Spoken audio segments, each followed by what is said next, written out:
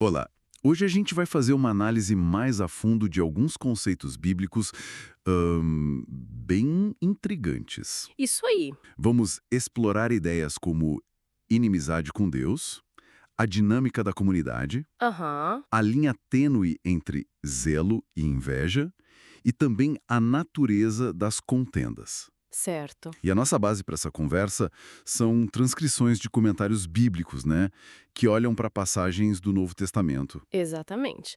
Vamos observar como esses textos descrevem assim essa jornada da alienação até a reconciliação com Deus. Hum, E também a importância da ordem, da disciplina na vida em comunidade.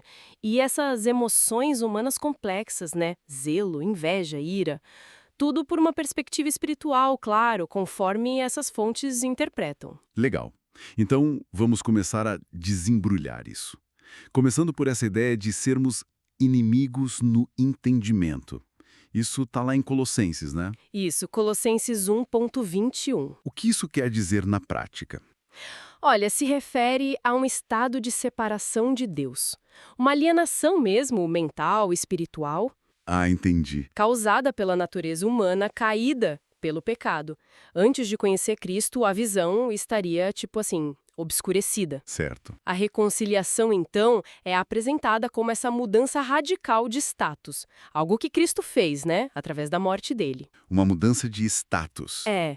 Isso permite que os crentes sejam vistos como santos, desde que, claro, permaneçam firmes na fé, na esperança do Evangelho.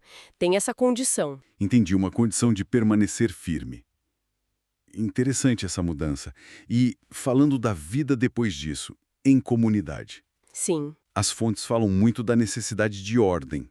Usam até uma analogia militar para a igreja, né? usam sim. Aquela figura do crente desordenado, lá em 2 Tessalonicenses, como um soldado fora de posto. Isso me chamou a atenção. Essa analogia militar é bem explorada nos comentários sobre 2 Tessalonicenses 3. Andar atactos, desordenadamente. Atactos. Isso significa estar fora da sua posição, da função designada, sabe?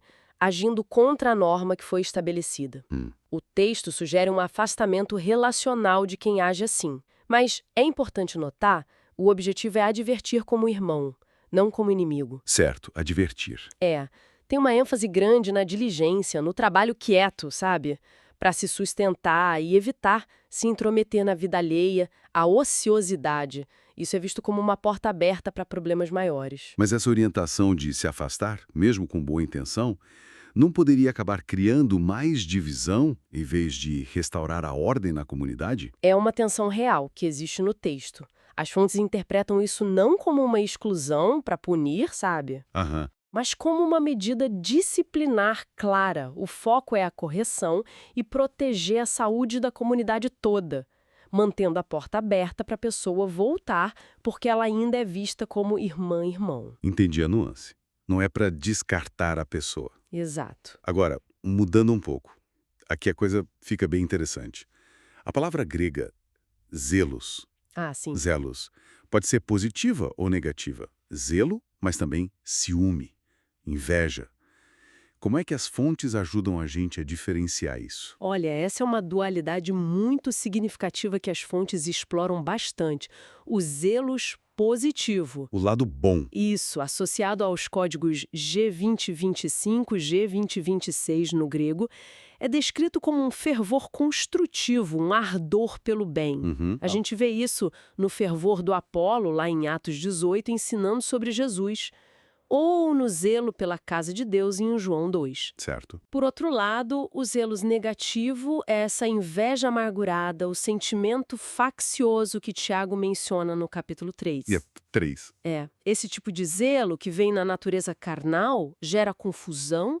A palavra usada é acatastásia, A catastase. que significa instabilidade e desordem, e toda espécie de obras más, faulos. E essa instabilidade não é só da pessoa, ela afeta a ordem da comunidade toda, que a gente estava falando agora há pouco. Nossa, conecta tudo, né? E o exemplo de Paulo em Filipenses 3 é muito forte nisso, não é? Fortíssimo? Ele fala do zelo que ele tinha pela lei, Sim, que levou ele a perseguir a igreja, exato. e depois ele diz que considera tudo isso como esterco, como lixo mesmo, Sim, comparado a conhecer Cristo. é uma ilustração poderosa dessa reavaliação radical de valores, né? E da origem do zelo. Uma mudança total. Total.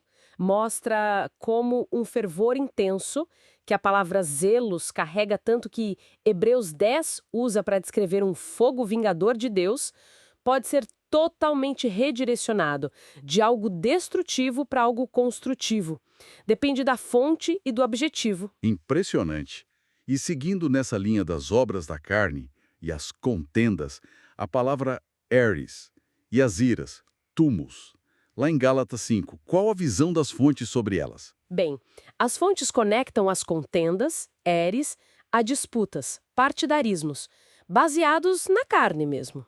O exemplo clássico são as divisões lá na igreja de Corinto, né? Eu sou de Paulo, eu sou de Apolo. Isso está em 1 Coríntios 1 e 3. Ah, sim. Aquelas divisões. Isso. E nos textos, isso é associado com arrogância, com falta de maturidade espiritual. Entendi. Já a ira, tumus, é vista mais como uma explosão de paixão, sabe?